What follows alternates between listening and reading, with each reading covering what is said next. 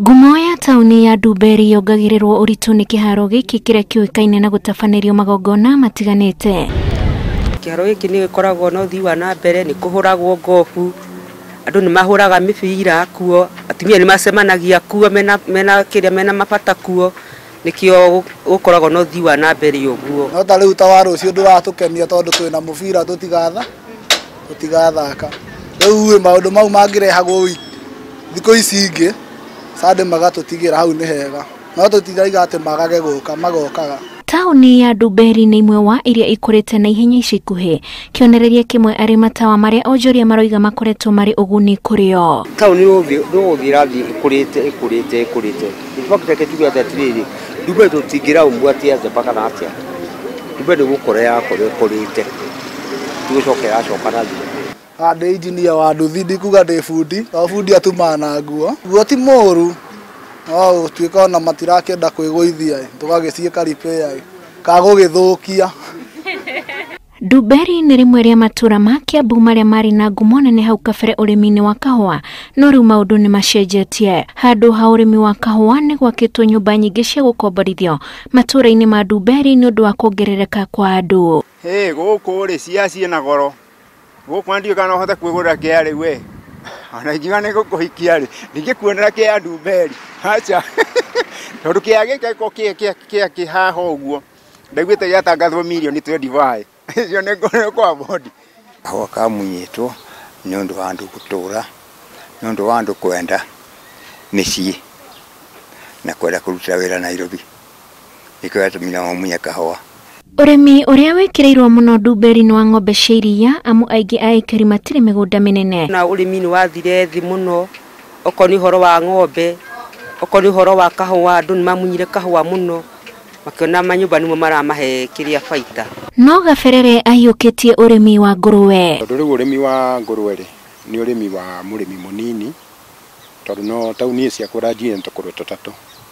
Oto ria ndagurire ngiri 8 uguo. Na riu thaa ici ni nginyagia kuma nguruwe 100 ria 70. Guku irakunda tondu tukuhiriirie Nairobi. Ni kagia goro muno. Ingi mundu ni ekuona ploti gakwa ri ni ngukendia ona milioni 10, 100 by 100. Riu ni kimigunda gukwiranyia. Na uria woka kugura ri ena mbia. Arokaga kamanyu, agokaga kamanyu. Ona gutuika urimi wake urahuthira gacunji o kanini haria akite ciugo, aroiga eka ithabu riake ni onaga mbeca nyingi gukira aria mari na nyumba cia gukomborithia. O thiini wa nguruwe 6 utwarite Farmers Choice nguruwe njega 6 cina uritu mwega ikuhea 100,000. Koguo kiugo kiu ri kina nguruwe 30, itwara rimwe ri ni 500,000. Koguo kwa mwaka ri ngutwara maita 3. Koguo 1.5 na niga space ka 20 by 20. Anake aikari a Ndumberi maroiga firigiceni ya kuhurana na njoi cibango itambe nginya kwao. Tondu menye thaa icio na matire na wasiwasi, guku andu matinyitagwo ni undu wa njohi. Riu tiguga ati ni athirire ni hindi iguru. Koguo ni kuga kwina andu aingi ethi matari na undu mareka. Aingi muno, undu ungiingira na ta haha thiini ri. Ati agite group ta andu 100 maikareire kahiga. Na no maruta wira guku.